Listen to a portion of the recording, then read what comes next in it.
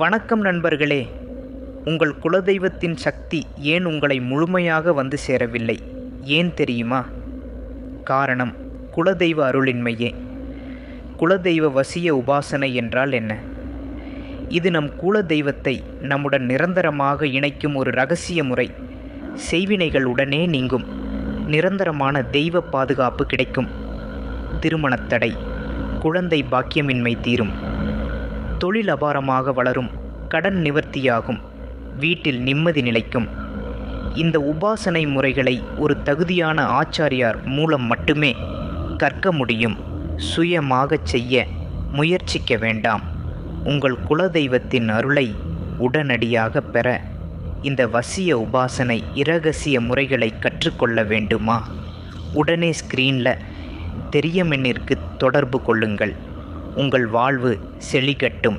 நன்றி, வணக்கம்.